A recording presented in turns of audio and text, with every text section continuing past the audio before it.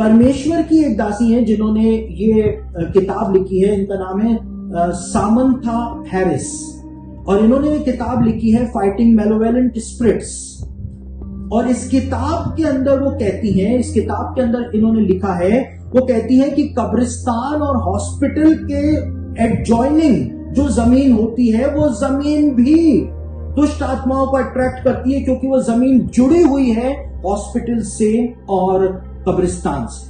Hospital जो होते हैं वहां पे कई लोगों की मौतें होती हैं, वहां पर लोग दुखी होते हैं, वहां पर लोग रोते हैं, और जहां पर इस प्रकार की मायूसी वाला जगह जो होती है वो डीमंस को अट्रैक्ट करती है, और वो जमीन जो एडजॉइनिंग होती है उसके ऊपर भी वही प्रभाव जो है वो आ जाता है। ये सामंथा हैरिस जो है वो कोई छोटी हस्ती नहीं है।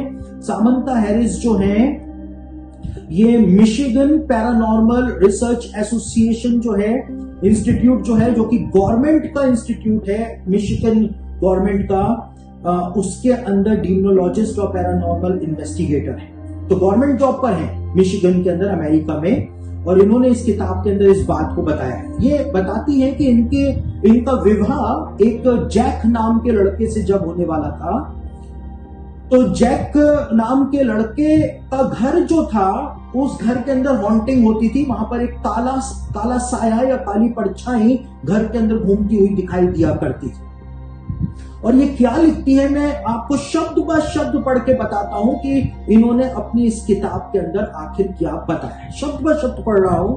ये कहती है कि जैक का परिवार ने बिल्कुल नया घर जो था वो मिशिगन के पुराने सैनिटोरियम के चारों ओर की भूमि पर बनाया था। यानी एडजॉइनिंग थी, एक सैनिटोरियम था, टीबी हॉस्पिटल के बिल्कुल पास में एडजॉइनिंग जमीन जो थी वहां पर जैक के परिवार ने, यानी कि जिससे इनके विवाह होने वाला था, उस परिवार ने वहां पर अपना एक बिल्कुल नया नवेला घर बनाया था। और ये लिखती है पिछले कुछ वर्षों में वहां टीबी से कई लोगों की मृत्यु हो गई थी उस अस्पताल में।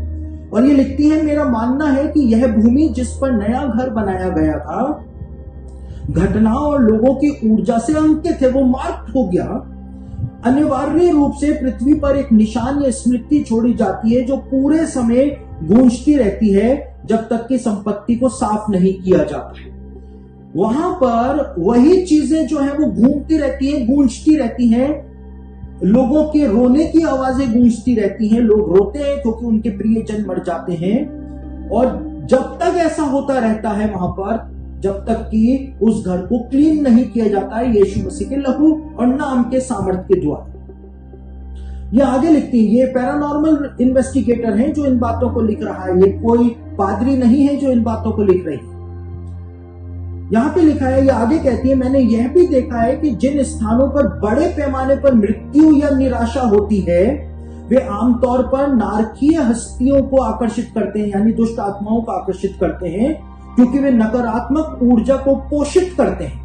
पीछे मुड़कर देखने पर मेरा दृढ़ विश्वास है कि जिस जमीन पर जैक का, यानी इनकी शादी जिससे होने वाली थी, ये कहती है मेरा पूरा विश्वास है कि जिस जमीन पर जैक का घर बना था वे पुराने सैनिटोरियम से निकली किसी बुरी चीज का वास।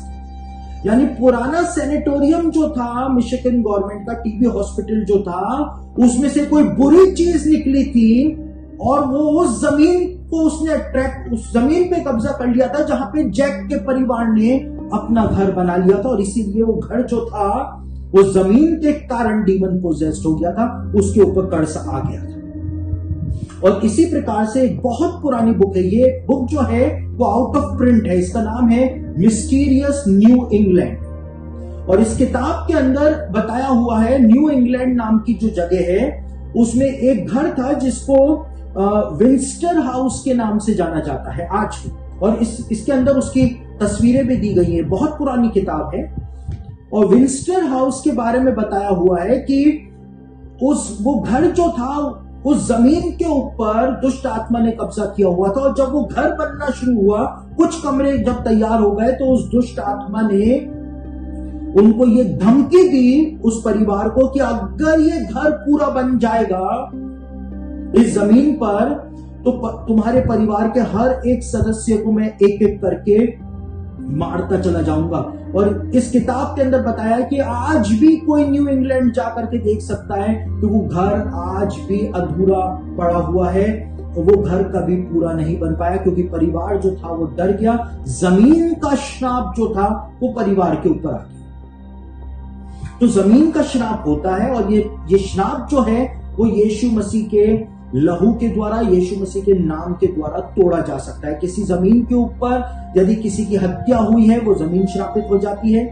हमने एक नई बात को देखा कि कब्रिस्तानों के या अस्पतालों के एडजॉइनिंग जो जमीन होती है, सामंथा हैरिस कहती हैं, पैरानॉर्मल इन्वेस्टिगेटर, इतने केसेस को डील करने के बाद जब किताब लिखी, वो कहती है वो जमीन जो है वो भी कर्स्ड हो जाती है, हॉन्टेड हो जाती है, और वही प्रभाव जो कब्रिस्तानों में और हॉस्पिटल्स के ऊपर नेगेटिव प्रभाव होता है वो आसपास की जमीनों के ऊपर भी आ जाता है। तो ये मेरी बातें नहीं है, सामंथा हैरिस ने लिखी।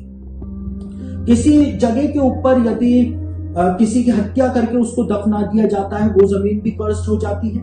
किसी जगह के ऊपर यदि शैतानी शक्तियों को इनवाइट किया जाता है, वो जमीन भी श्रापित हो जाती है। और जो वहां पर जा करके बस जाता है, वो श्राप जो है वो धीमे धीमे करके उनके जीवनों के ऊपर भी आ जाता है। और